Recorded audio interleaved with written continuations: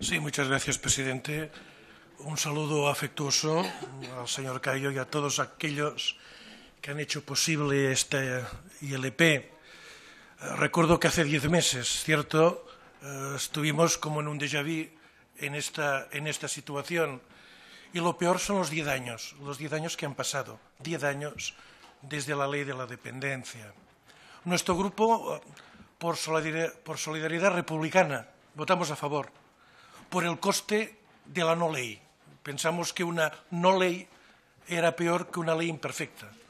Lo que no nos pasaba por la cabeza es que pasarían más de 10 años sin que ésta se revisase y que tuviese que ser a iniciativa de su grupo y de una ILP con las enormes dificultades que hay para que las ILPs lleguen realmente a este Congreso, que nos posibilitase esta necesaria e imprescindible revisión. Porque es cierto que esta comisión está llena de gente de buena voluntad, sin duda. Pero también es cierto que las decisiones políticas han marcado que la deuda es más importante que el bienestar. Que la deuda es más importante que el bienestar. Yo no quiero hablar de hipocresía, porque la hipocresía se da en multiplicidad de condiciones y circunstancias, pero a nadie se le escapa que el problema económico o el economicismo supera y va por delante de otros criterios que tendrían que ser los fundamentales. Porque estamos en una sociedad profundamente desigual, peor que hace 10 años, más desigual que hace 10 años. Y en este sentido, aquellos olvidados que levantan cabeza, que dan argumentos, se encuentran en un amplio pelotón de gente olvidada y con necesidades, con un estado del bienestar muy lejos de asumir los retos que en el siglo XXI necesitaría. A mí me preocupa cuando este tema llega a Hacienda, me preocupa, y me preocupa aún más cuando llegue a presupuestos generales del Estado. Porque entonces las buenas voluntades, como el Guadiana, penetra en la tierra y a lo mejor los ojos no permiten ver el bosque, en este caso. Queda así. Es cierto que una voz como la suya, fuerte, alta, nos ha de hacer superar esta situación. Y en esto probablemente estaría no solamente la revisión del copago, sino sobre todo el financiamiento de la dependencia, que esto para mí es la base.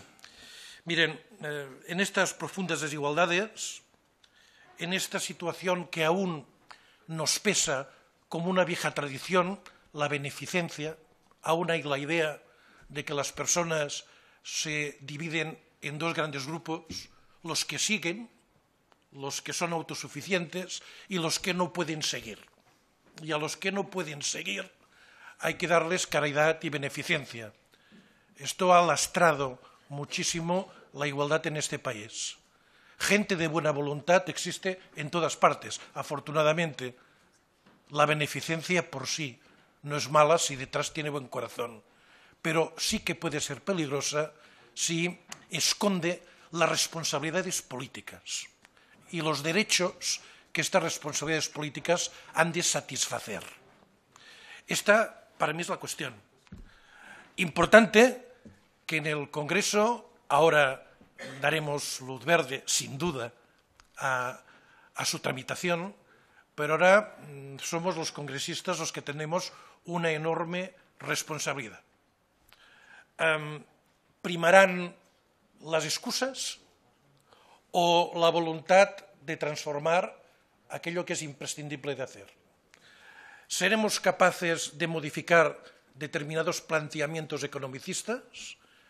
¿Sabremos hacer esa capacidad que a veces nos falta de llegar al consenso, no de mínimos que luego acaba pagando la mayoría de la sociedad?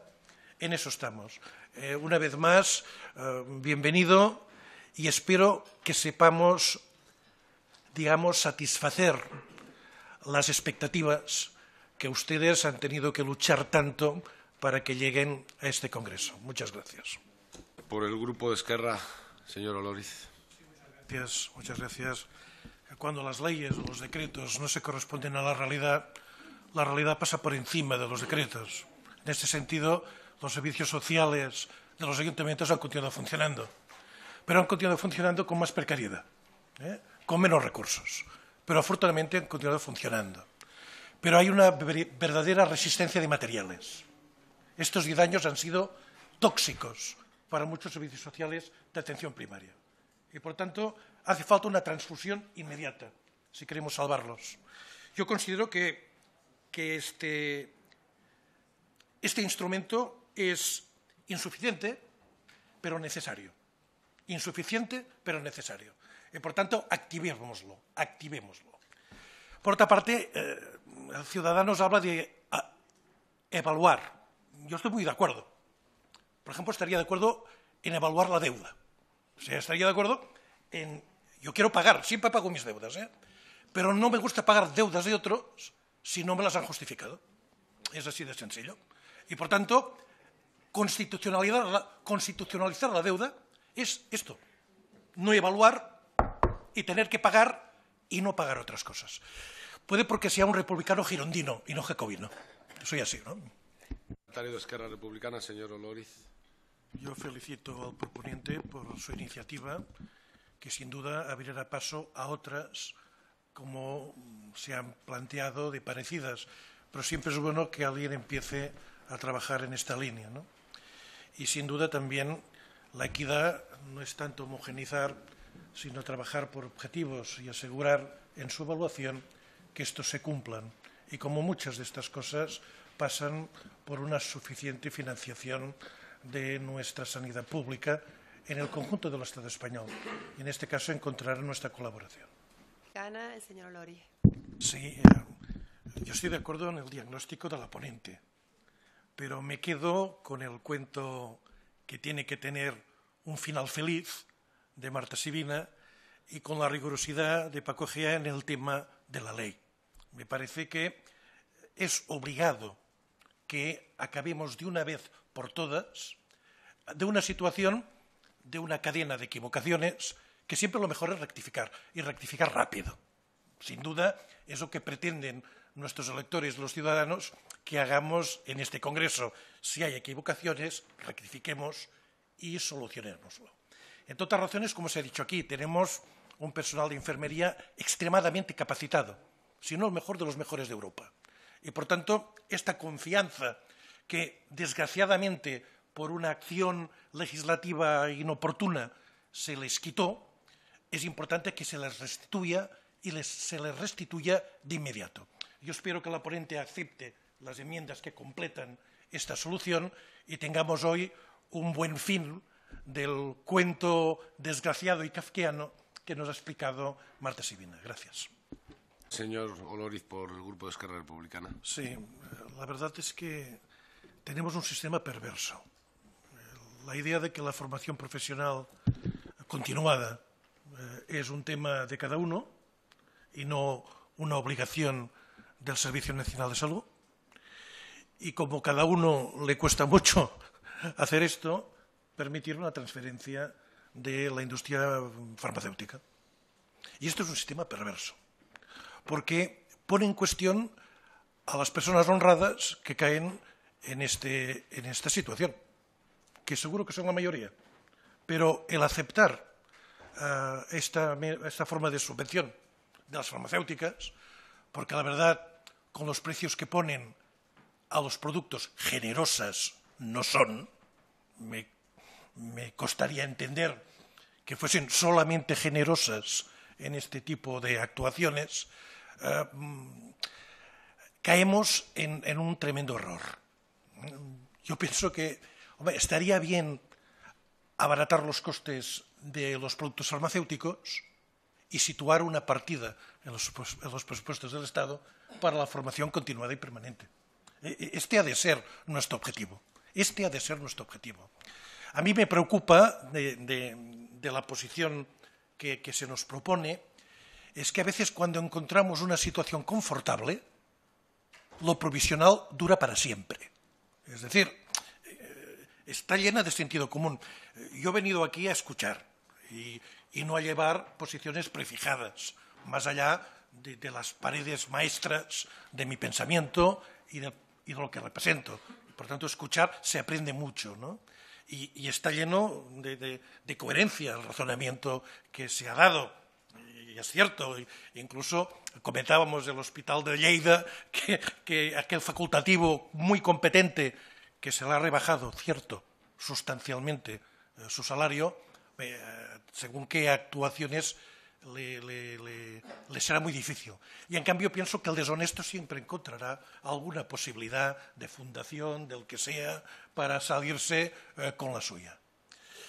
Dicho esto, a mí me gustaría que dentro de poco Ciudadanos nos trajese una proposición de no de ley o de ley para que desapareciese esta subvención de la industria farmacéutica y fuese el Estado quien ha de hacerlo. Con un principio de buena voluntad, a la espera de esta propuesta, que espero que no tarde demasiado, pasaré del no a la abstención. Mantengo mi punto de vista, pero principio de buena voluntad, dejaré abierta esta posibilidad que está muy regulada y que es cierto, como mínimo sabemos con qué camiseta juega cada equipo. Esto es cierto, como mínimo sabemos qué camiseta tiene. Hemos avanzado, pero continúo estando insatisfecho. Por lo tanto, tiene la palabra para defender la señora Oloriz. Muchas gracias. Ahora mismo estaba hablando con Javier Alonso y Ángel María Franco, que están en la paralela sala, por así decirlo, perdonad, para hacer el seguimiento de esta proposición. Yo lo que quiero es encontrar las fórmulas para que salga adelante las paredes maestras de esta proposición, porque sé que todos ustedes conocen el trabajo de los bancos de alimentos. Desde hace 20 años hay una estructura en todo el Estado coordinada, confederal, que nos permite que en todas las zonas del Estado español exista este instrumento, en muchos casos imprescindible, como ha sido en esta larga crisis que aún dura. Y los 30 años que yo conozco del Banc d'Aliments de Barcelona y los 28 del de Girona, que fueron los primeros en crear esta perspectiva. No es fácil en tan poco tiempo, porque estructurar de acciones de este tipo 20 años no es nada, como decía la canción, a conseguir un tipo de estructura de este tipo que moviliza miles de personas, miles de voluntarios. Algunos de ellos altamente cualificados, personas jubiladas con una extensísima experiencia que permite el buen funcionamiento de este proyecto. La responsabilidad de lucha contra la pobreza es pública, siempre será pública, pero necesitamos la colaboración de muchos y en este caso el Banco de Alimentos ha sido para muchas actividades de los servicios de atención primaria un elemento importante. Yo en los tiempos que he tenido responsabilidades en política social, el gran objetivo era trabajar todos de manera coordinada para luchar contra la pobreza. El Banco de Alimentos, por ejemplo, fue un elemento activo para crear los centros de distribución de alimento que en Cataluña funcionan con el acuerdo de Creu Roja, de Cáritas y de Banco de Alimentos, que ha permitido dignificar la recogida de alimentos por parte del conjunto de la población que lo necesita. Lo que propongo es un cierto reconocimiento, el reconocimiento del Banco de Alimentos como una entidad del conjunto del Estado y, por tanto, susceptible de recibir la parte proporcional del 0,7 y que, a su vez, digamos, el enorme esfuerzo que se hace para asegurar que la cesta necesaria para las familias tenga los productos adecuados, y esto significa muchas veces comprar alimentos, se ha de alguna manera bonificado para que el objetivo no se pierda de otra manera. Por eso aceptaré la enmienda, ya lo digo, que se nos hace desde Ciudadanos, también en un sentido más amplio desde el Partido Socialista, porque nos permite, sí, digamos, afinar bien el instrumento. Lo he comentado con ellos, lo he comentado con otros servicios jurídicos y está cargada de razón la propuesta de Ciudadanos y, por tanto, la aceptaremos. Espero que con esto facilitemos de que en esta comisión se apruebe esta proposición. Y quien avisa no es traidor. Presentaremos, y si otros grupos también la quieren hacer conjuntamente, presentaremos a la Comisión de Hacienda digamos, cómo situar este acuerdo en la acción concreta. Yo pienso que ir a Hacienda, a la Comisión de Hacienda, con el acuerdo de la Comisión de Sanidad, nos será mucho más fácil llegar a un acuerdo. Muchas gracias.